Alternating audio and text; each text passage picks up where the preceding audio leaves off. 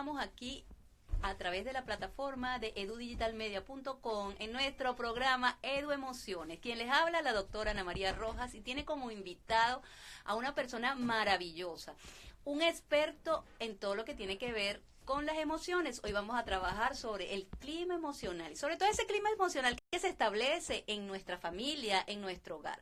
Con nosotros está nuestro querido Ignacio Segovia, psicólogo venezolano que tiene Muchas gracias.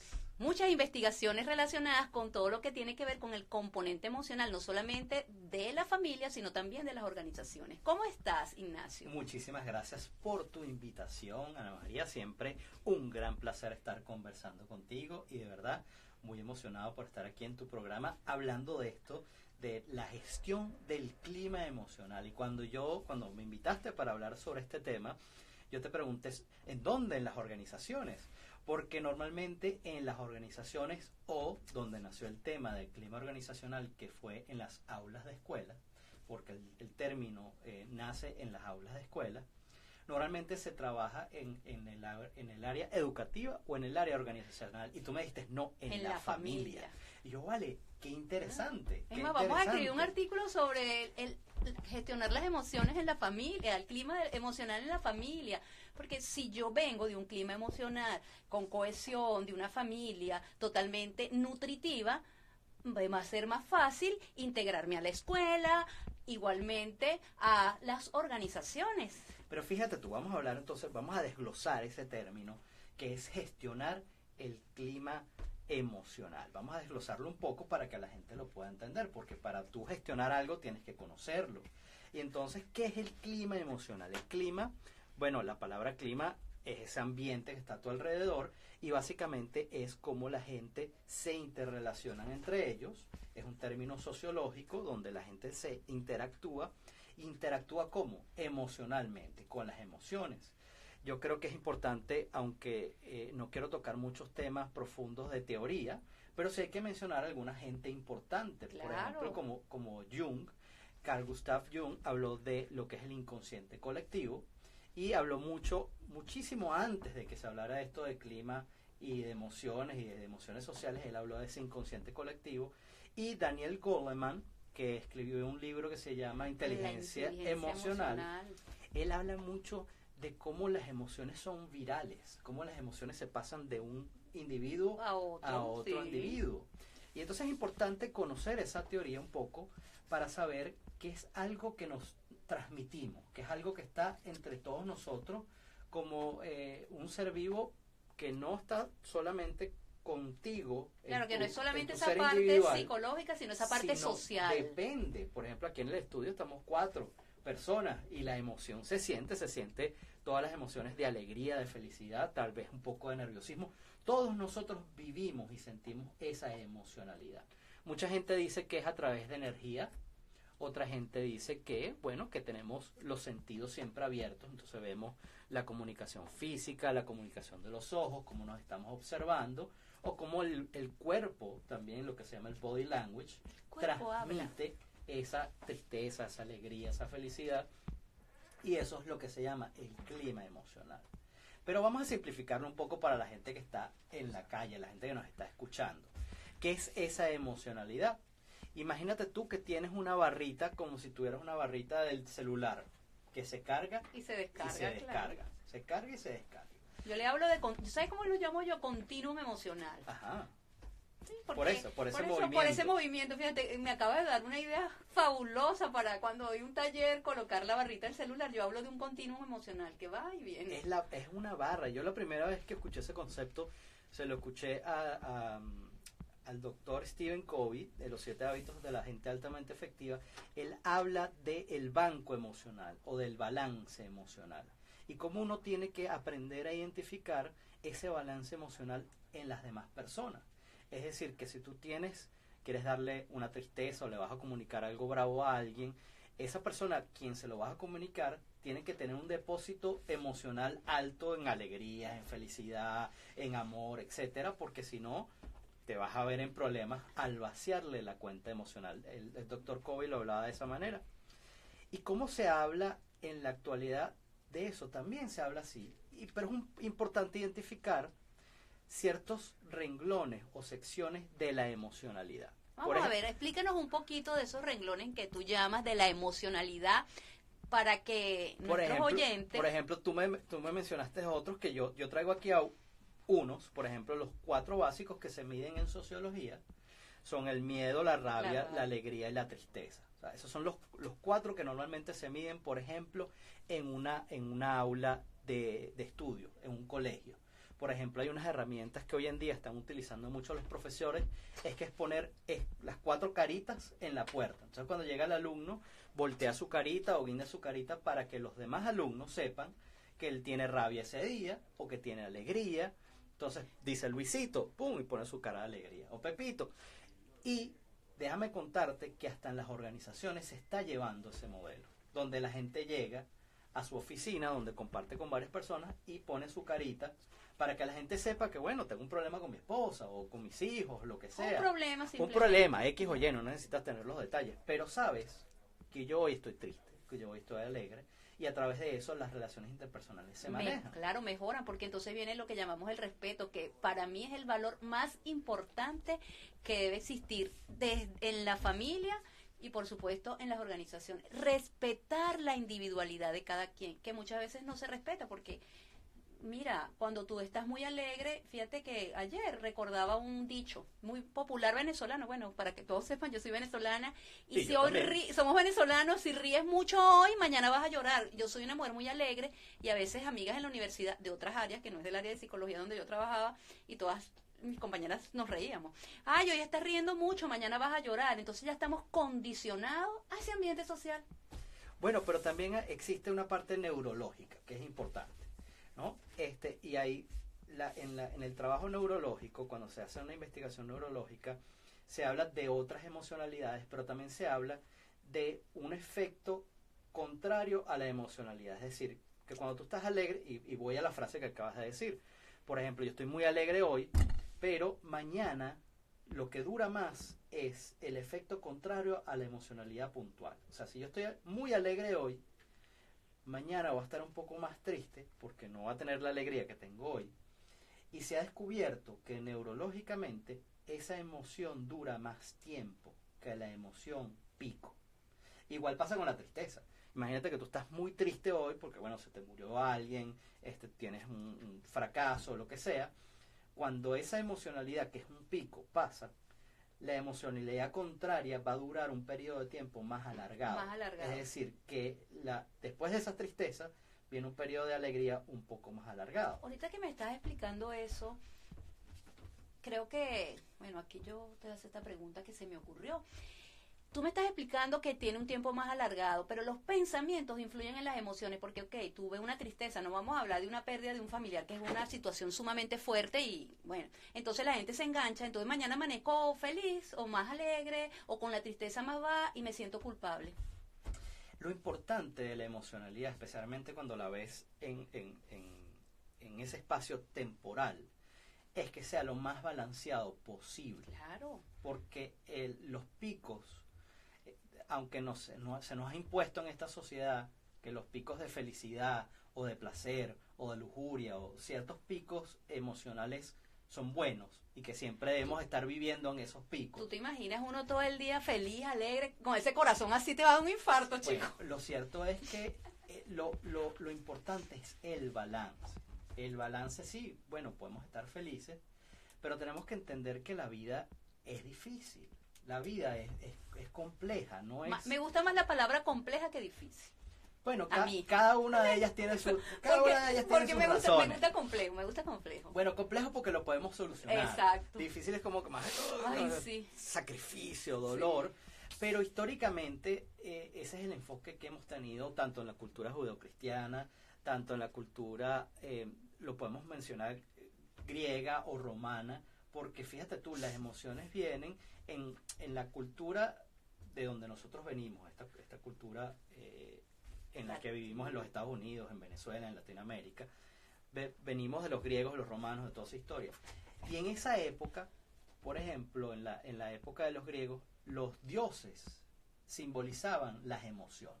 Sí, de hecho cada hay uno de los arquetipos, dioses, cada uno de los arquetipos con los que estudiamos hoy en día, las personalidades, podemos ver que cada uno de los dioses tiene cada una de sus emociones. Pero cuando tú te quedabas pegado con un solo dios, digamos el dios Apolo, que era el dios de la guerra, eso te llenaba de rabia o violencia o agresividad y perdías toda la conexión con los otros dioses que daban un balance social y al clima organizacional o al clima emocional al cual podemos volver como tema. Oye, sí, me gustaría para hablarle así como más sencillito a las familias que nos están escuchando, a las personas, bueno, pues todos tenemos familia, claro. Y de alguna manera hablarle cómo mantener esa cohesión emocional diaria, en el día a día, en el hogar. Sí, fíjate tú, lo primero que hay que detectar es la emocionalidad individual, nuestra propia emocionalidad. ¿Y cómo se hace eso? Se hace muchas, puedes ir a un psicólogo, un terapeuta, un coach, una tercera persona, donde tú te hagas un espejo, un ejercicio de espejo para verte con esa persona. En el caso de mi práctica, yo uso la hipnosis y a través de la hipnosis puedes reconocer qué emocionalidad estás manejando. Además, estoy lanzando un curso de mindfulness para que a través de la respiración, la meditación, puedas encontrar y visualizar esa emocionalidad. Pero, en fin, ¿qué es lo principal? Ver cuál es nuestro estado emocional, cuál es nuestro estado personal de la emoción, porque si no conocemos nuestro estado emocional, lo proyectamos en el otro. O sea, si no reconocemos que yo estoy molesto, entonces no reconocemos que el otro, o pensamos que el otro me está molestando todo el tiempo. Sí. Cuando en realidad soy yo el que estoy molesto. Sabes que yo he visto muchas familias que siempre están a la defensiva.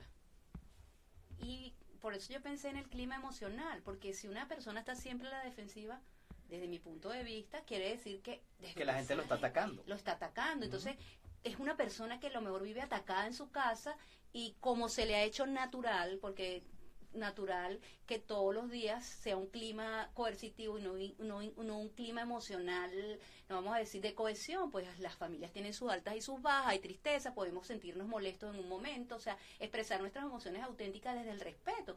Pero pareciera que hay una tipología de familia que siempre está a la defensiva, que es la que yo pienso que todo el tiempo debe ser que hay guerra interna en su casa. O sea, yo digo guerra interna porque no hay un manejo emocional, digo yo, del amor, que es esa emoción que, ¿cómo fue que tú me dijiste que es al inicio?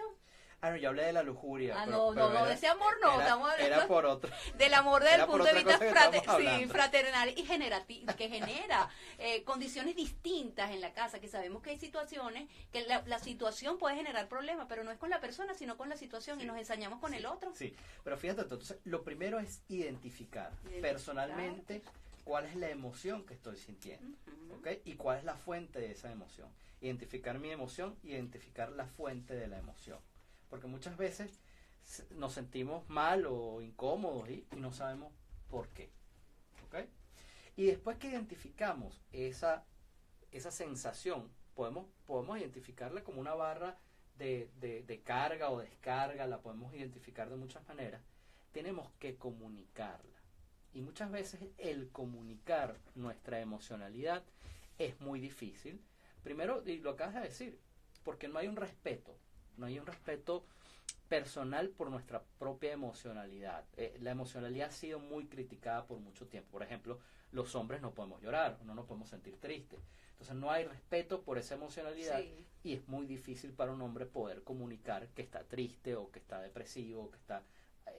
es difícil porque no hay un respeto porque uno comunica esa emoción. Entonces, y también muchas veces uno no sabe comunicar la emoción y se escucha como una crítica hacia el otro. Bueno, yo estoy molesto. Bueno, ¿estás molesto conmigo? Bueno, no es contigo. Ah, bueno, pero ¿por qué me lo comunicas si no estás molesto conmigo? Entonces, es difícil comunicar la emoción. Y esa herramienta, por ejemplo, que yo te acabo de mencionar de las caritas, es una herramienta muy neutral, que las familias lo pueden aplicar en su casa. Eso te iba a decir, que está de lo mejor. Tú lo puedes poner ahí debajo de las llaves de la casa, donde está saliendo la puerta. Hoy amaneció Ignacio molesto, voy a respetarle su silencio. O amaneció triste, o amaneció alegre. O estamos felices. Sí, claro. Sí. Eso me parece ideal porque eso es parte de esa educación emocional y de esos límites útiles emocionales que hay que tener en el hogar, en las organizaciones, en todo sitio donde haya interacciones humanas, porque el respeto para mí es fundamental, igual que lo que tú acabas de decir, la comunicación. nos cuesta tanto comunicarnos, nos cuesta tanto decirle al otro, hasta decirle que lo extraño, que lo quiero, porque pareciera que las emociones, decirle al otro que lo quiero me pone en debilidad. Porque sí. Exacto, he escuchado a la gente, no, porque yo no le digo, no, yo a mi hermana no le voy a decir que la quiero, porque hoy peleé con ella, pero ella tiene que primero bajar, entonces duran años sin tratarse, sin hablarse, y no hay esa reciprocidad. O sea, yo te respeto, tuvimos un impasse, pero la situación pasa, pero el amor está, la relación debe cultivarse, porque esto es lo que nos va a dar herramientas para enfrentarnos en la calle.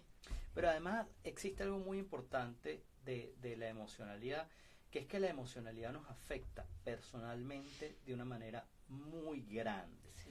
La mayoría de las enfermedades psicosomáticas vienen o nacen de situaciones emocionales que no hemos logrado limpiar en nuestro organismo, en el estómago, en el colon, en el corazón, en el pecho.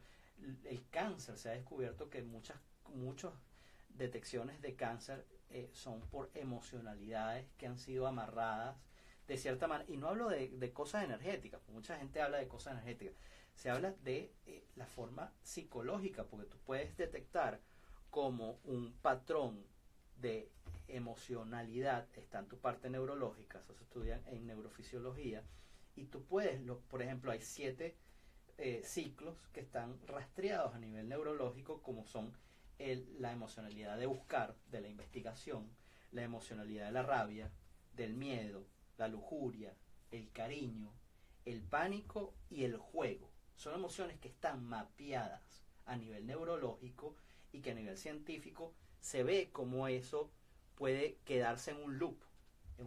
Te puedes quedar en el loop del miedo, sí, o te puedes quedar en el loop del juego, o en el loop de la lujuria. Y eso a nivel neurológico hace que tú te vuelvas adicto a eso. Por ejemplo, se ha descubierto que el opio está muy conectado con el ciclo del cariño, con el ciclo del amor. Se ha descubierto que los opioides a nivel materno son los que segregan la parte de la leche y la parte de ese cariño físico, y se genera ese ciclo. Pero mucha gente no tuvo ese cariño en algún momento, tuvo esa necesidad, empezó a consumir opioides y se quedó en un ciclo que necesitaba llenar de alguna manera, y lo llenó con ese proceso de droga. Entonces ya existe a nivel neurológico mapas y formas, que no estamos hablando de ciclos energéticos ni de chakras, ni nada. Estamos hablando de la fisiología humana. A nivel fisiológico. Igual los estados de estrés te generan el cortisol, y el cortisol genera cáncer, el cortisol genera un sinfín de enfermedades cuando lo tienes alto, que vemos por qué la gente llega a los altos grados de estrés y desatan entonces, si pánico, todo eso. Tristezas. Y si tú estás molesta con tu hermana, ¿quién se hace más daño? Yo. ¿Tú o tu hermana? Yo, porque me estoy haciendo daño a mí misma. Te estás pegando en ese ciclo neurológico que segrega todas esas hormonas y que segrega una cantidad de cosas que te están haciendo daño, porque todo en exceso es malo. Es malo, claro. Si te quedas pegada en ese ciclo por mucho tiempo, tu organismo sufre. Y eres tú la única que se hace daño. Por eso es que el perdón, que en la parte de la fe o de la religión es tan importante, ya vemos de forma psicológica, de forma científica, lo importante que es el perdón, sí, lo importante que es dar las gracias o ser agradecido. Sí.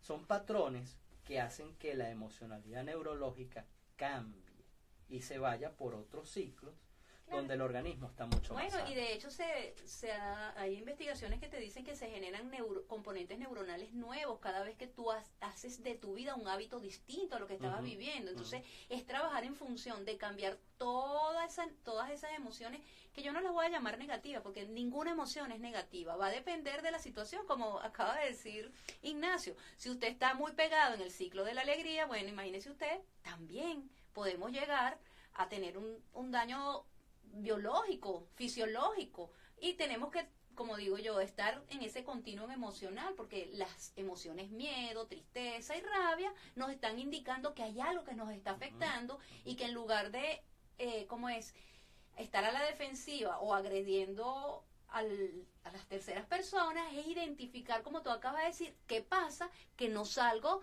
de una tristeza, no salgo de una rabia. Entonces, si las personas, hoy en día hay mucha gente que quiere ir a un psicólogo, no puede. ¿Qué herramientas, Ignacio, le podemos dar desde aquí, por lo menos para que vayan identificando su molestia, para que puedan, ¿cómo te diría?, identificar qué está pasando conmigo y cómo yo puedo, de alguna manera, ayudarme si no tengo el psicólogo a la mano en un momento determinado? Sí, bueno, como te mencioné, yo estoy lanzando, ya está al aire, pueden ir a mindfulnesscoach.net. Es un curso de mindfulness online, es muy económico, ahorita está en $4 mensuales, o sea, es algo súper económico. Si sabe inglés, se puede registrar, si no, puede esperar 2-3 semanas que lo vamos a lanzar en español. Y básicamente es concentrarnos en el ahora, concentrarnos en qué está sucediendo en este momento. No que yo peleé con mi hermana ayer, antes de ayer, no que dentro de 5 días tengo que pagar tal cosa. No, vamos a centrarnos un poco en el ahora y cuál es esa emocionalidad que yo estoy sintiendo ahora. No, yo estoy sintiendo rabia en este momento. ¿Por qué estás sintiendo rabia? Porque mi hermana me pegó hace 3 días. Bueno, pero ¿por qué estás sintiendo ahora? Si tú ahorita estás aquí en este estudio, claro, conversando, pasándola bien, aprendiendo cosas, ¿por qué tienes que tener esa emocionalidad en este momento? Y hay mucha gente que, bueno, que tiene cierto desarrollo mental, cierto desarrollo que puede hacerlo solo. Y estas son las herramientas donde tú puedes empezar a hacerlo solo. Enfocarte en la respiración, enfocarte en qué cosas estás haciendo, cómo estás comiendo, cómo te estás alimentando, estás tomando agua. Porque una de las cosas que la gente no se da cuenta es que las necesidades básicas hay que satisfacerlas y nos generan incomodidad. Si tú tienes sed y no has tomado agua, entonces te empiezas a poner ansioso. Si tienes hambre, no has comido, te empiezas a poner ansioso. Si tienes sueño y no has dormido, empiezas a ponerte más ansioso y eso lo proyectas en la gente que está a tu alrededor. Si empiezas a cubrir tus necesidades básicas, estás todo el día con tu termito al lado tomando agua ahí, esa ansiedad disminuye. Y si le agregamos lo que tú dices, tomando agua y haciendo respiración. Comes a las horas. O sea, no te sales de las horas por la gente dice, no, bueno, como dentro de media hora, 45 minutos, tengo chance. No, señor. Si usted come todos los días a las 12, tiene que comer a las 12. Tiene que comer a las 12. Máximo 12:05. Y la gente dice, no, pero que tú estás loco. No, es porque la ansiedad, ya el cuerpo está acostumbrado. Entonces a las 12:30 ya empiezas a sentir tensión y lo empiezas a proyectar en los demás. Y el sueño también, uno tiene que dormir alrededor de 8 horas. Y actualmente los padres tienen que tener mucho cuidado porque los niños no están durmiendo. La mayoría de los adolescentes que me llegan a mí en casos de ansiedad, depresión, estrés, es porque no están durmiendo. Eso es bien importante. Están toda la noche activos, jugando en sus equipos, comunicándose por los chats, no están durmiendo. Entonces, eso genera ansiedad, depresión, eso genera mucho estrés. Sí. Y eso afecta el clima emocional de la familia. Algo tan sencillo como pelear. Mira, es mejor que te pelees con el muchacho a las 10 de la noche y ganes esa pequeña batalla ahí, que después acumular esos ciclos del sueño no logrados que están perturbando a ese muchacho y van a perturbar el clima de esa casa. De la casa, ¿no? Sí. Y fíjate que tiene que ver con la comunicación y el respeto. Si nosotros enseñamos a nuestros adolescentes, a nuestros hijos a tener normas dentro del hogar, aunque claro, siempre ellos tienden a querer salirse de las normas porque bueno, yo lidié con 2 adolescentes y ahí esas normas, eso ayuda muchísimo a lo que tú dices, o sea, tienen que tener horas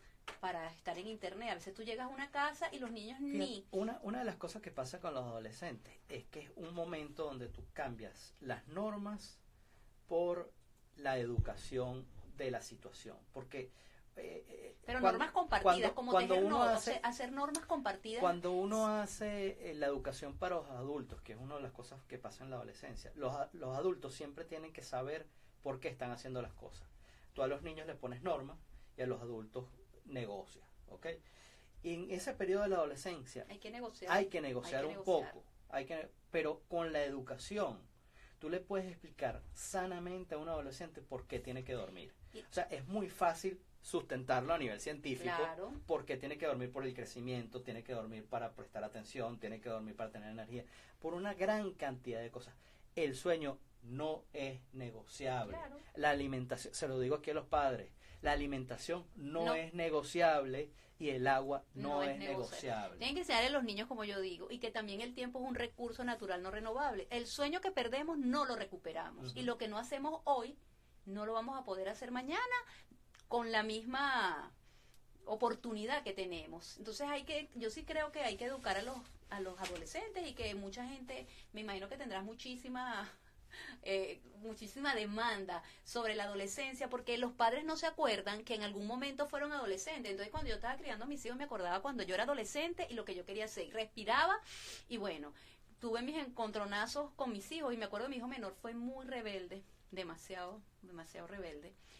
Y bueno, yo voy a confesar aquí, yo me divorcié, y bueno, el papá, o sea, fui mamá y papá. Yo me acuerdo que yo lo trancaba o sea, no lo dejaba salir así como tú dices, porque él quería salir voluntariosamente. Después un día, cuando tenía como 20 años, 21 años, me dice, mamá, tú sí fuiste buena mamá, me dijo así caminando, porque 3 de los muchachos del edificio que andaban todo el día en la calle, bueno, uno drogadicto, el otro, todos con un sinfín de problemas. Si yo hubiese hecho lo que yo quería, a lo mejor yo fuese como ellos. Y entonces yo dije, bueno, a lo mejor eso era lo que yo quería, lo que yo quería hacer. O sea, que hubiese una diferencia. Entonces sí, porque eso es enseñarle que hay límites, que para todo hay una edad, y que hay que enseñarlos a tomar conciencia de que lo que ellos hacen hoy es su responsabilidad, porque también no es mandarlo, como tú dices, por mandarlo, sino hacerlos tomar conciencia de los resultados que van a tener a mediano o corto plazo sus acciones. Y muchas veces, lamentablemente,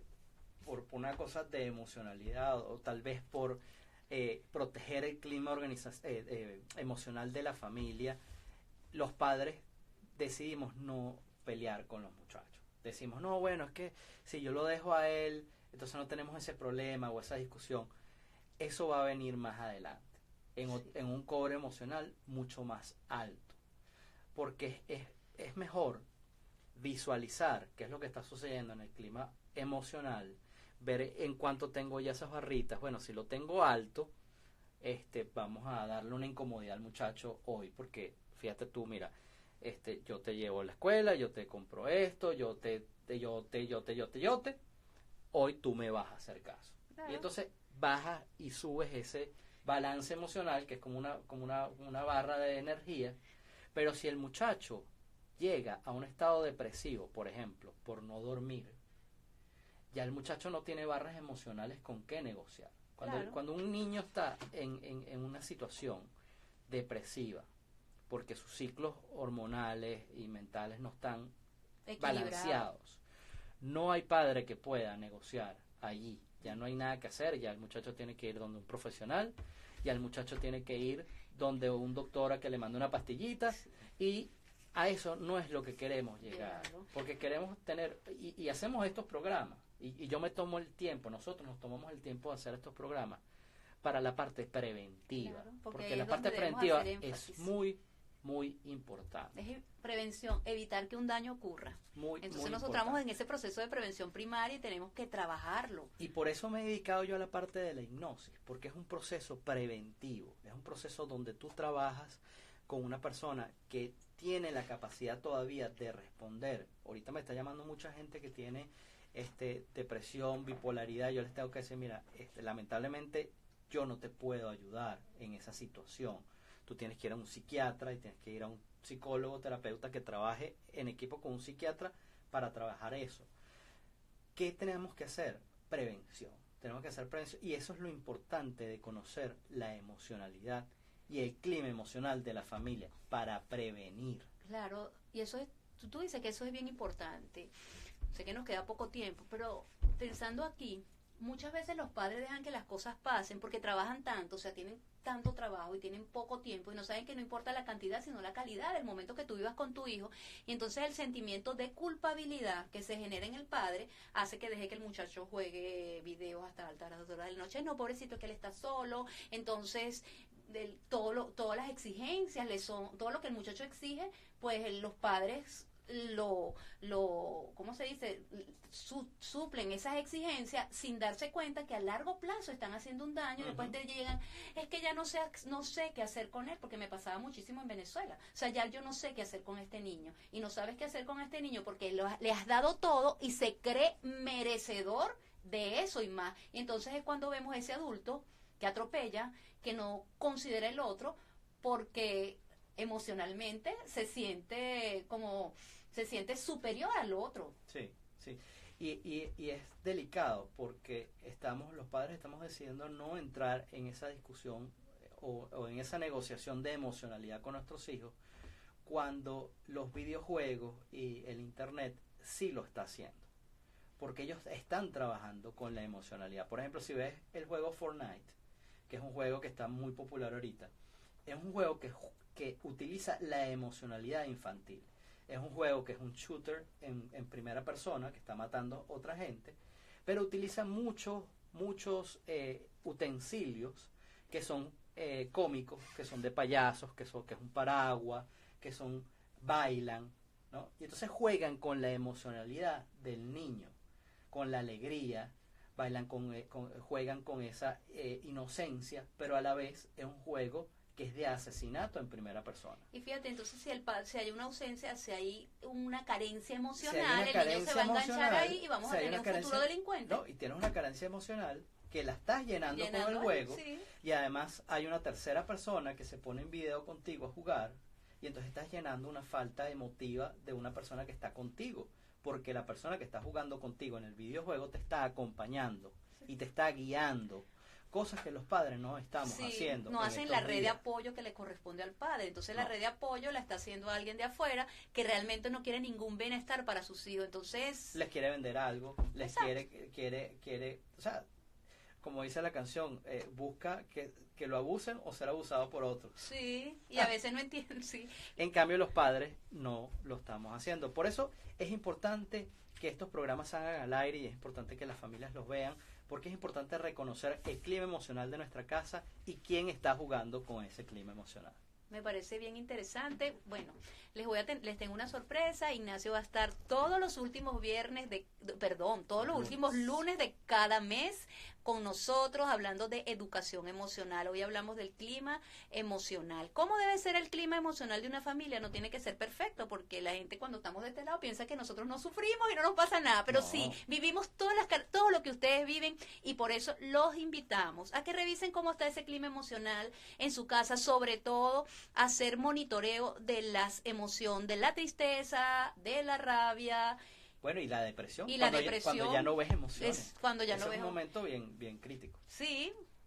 Y entonces. Bueno, estoy a la orden, para entonces cerrar, voy a estar aquí todos los lunes. Vamos a estar los lunes, todos los últimos lunes de cada mes, no se olviden, vamos a estar con Ignacio. Y si tienen alguna pregunta, me pueden contactar por Ignacio Segovia 1 en Instagram o por hipnosishc.com, Hipnosis HC, Hipnosis Health Center. Estamos localizados aquí en El Doral. Ay, gracias Ignacio por aceptar mi invitación y sobre todo por querer llevar este mensaje a todas esas familias que nos escuchan. Ya saben, los esperamos entonces el último lunes del mes de marzo con Ignacio Segovia. Gracias por la invitación. Y con mi persona, Ana María Rojas. Me pueden seguir por doctora Ana María Rojas, y bueno, de verdad que muchas gracias por escucharnos y hasta luego. Ha sido un placer estar hoy con ustedes.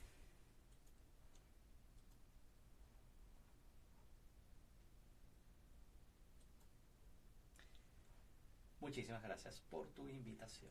Gracias a ti. Todavía no nos... Sí, excelente. Ah, ya listo.